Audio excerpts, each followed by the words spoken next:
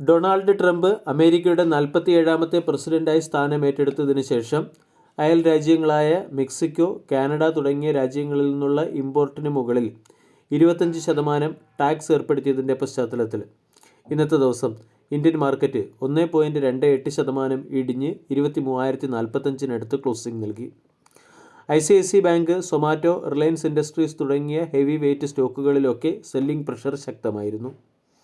Donald ട്രംപിൻ്റെ trade ഡ്യൂട്ടീസുമായി ബന്ധപ്പെട്ട ഇൻകൺസിസ്റ്റൻ്റ് പൊസിഷൻ ഗ്ലോബൽ മാർക്കറ്റിലും ഇന്ത്യൻ മാർക്കറ്റിലും വോളറ്റിലിറ്റിക്ക് പിന്നിലെ പ്രധാന കാരണമായി പ്രവർത്തിക്കുന്നുണ്ട്.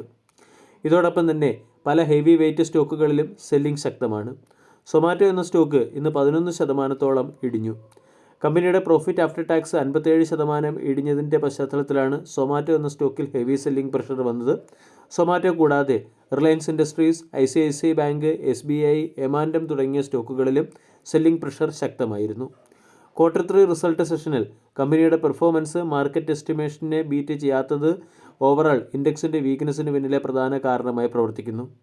Capital goods, health care, telecom തുടങ്ങിയ സെക്ടറിലെ കമ്പനികൾ റോബസ്റ്റ് പ്രോഫിറ്റ് ഗ്രോത്ത് കാണിക്കുന്നെങ്കിലും metal, chemicals, consumer staples, oil and gas തുടങ്ങിയ സെക്ടറുകൾ അണ്ടർ പെർഫോമാണ് ചെയ്യുന്നത്.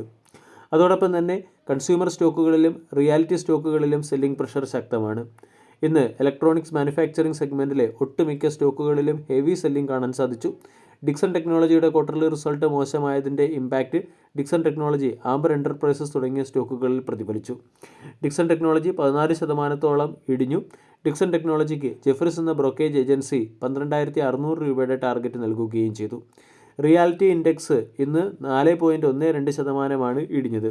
കഴിഞ്ഞ ദിവസം ക്വാർട്ടർലി റിസൾട്ട് പുറത്തുവിട്ട ഒബറോയ് റിയാലിറ്റി, അതുപോലെ തന്നെ ലോധ, പ്രസ്റ്റീജ് എസ്റ്റേറ്റ് തുടങ്ങിയ സ്റ്റോക്കുകൾ ഡൗൺവേർഡ് ട്രെൻഡിലേക്ക് നീങ്ങുകയും ചെയ്തു. ഫോറിൻ ഇൻസ്റ്റിറ്റ്യൂഷണൽ ഇൻവെസ്റ്റർ ഇന്ത്യൻ മാർക്കറ്റിൽ ഹെവി സെല്ലിങ്ങിൽ തന്നെയാണ്.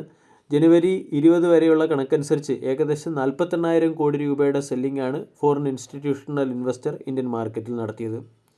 ഇനി ഹെവി സെല്ലിംഗ് പ്രഷർ കാണാൻ സാധിക്കുന്ന മറ്റൊരു സ്റ്റോക്ക് കല്യാൺ ജുവലേഴ്സ് ആണ്. കല്യാൺ ജുവലേഴ്സ് ഇന്നതിൻ്റെ പ്രധാനപ്പെട്ട ഒരു സപ്പോർട്ട് ലെവലായ 500 എന്ന സപ്പോർട്ട് നഷ്ടപ്പെടുത്തി 487 ക്ലോസിംഗ് നൽകുകയും ചെയ്തു.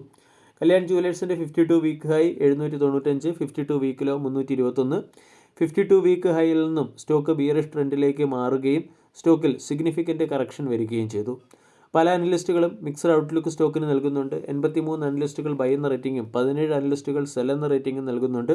അതേസമയം സ്റ്റോക്ക് സ്റ്റേബിൾ ആകാത്തിടത്തോളം കാലം, അല്ലെങ്കിൽ സ്റ്റോക്കിൽ കൃത്യമായ ട്രെൻഡ് റിവേഴ്സൽ വരാത്തിടത്തോളം കാലം സ്റ്റോക്കിനെ ഇൻവെസ്റ്റ്മെൻറ്റിന് പരിഗണിക്കുക അത്ര ഉചിതമല്ല. ടെക്നിക്കലി നോക്കുകയാണെങ്കിലും അട്രാക്റ്റീവ് ട്രെൻഡ് റിവേഴ്സലിൻ്റെയോ കൺസോൾട്ടേഷൻ്റെയോ സിഗ്നൽ സ്റ്റോക്കിൽ കാണുന്നില്ല. ഒരു ദിവസം ഒഴികെ മറ്റെല്ലാ ദിവസങ്ങളിലും സ്റ്റോക്ക് തുടർച്ചയായി ഇടിയുകയാണ്.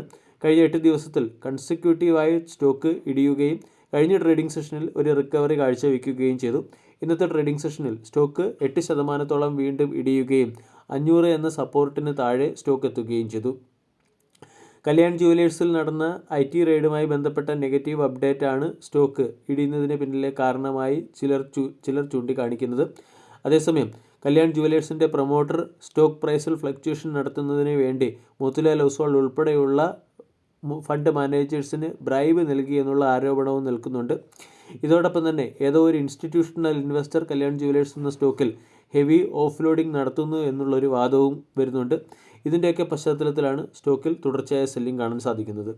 ടെക്നിക്കലി സ്റ്റോക്കിനെ സംബന്ധിച്ചിടത്തോളം 500 ഒരു സപ്പോർട്ട് സോണായിരുന്നു. 500 എന്ന സപ്പോർട്ട് സോൺ സ്റ്റോക്കിന് നഷ്ടമായിട്ടുണ്ട്. 480 ഇനിയുള്ള സപ്പോർട്ട് സോൺ. 480 എന്ന സപ്പോർട്ട് നഷ്ടമായാൽ സ്റ്റോക്ക് ചിലപ്പോൾ 350 വരെ ഇടിയാനും സാധ്യതയുണ്ട്. വീഡിയോ എല്ലാവർക്കും ഇഷ്ടമായി എന്ന് വിശ്വസിക്കുന്നു. Thank you.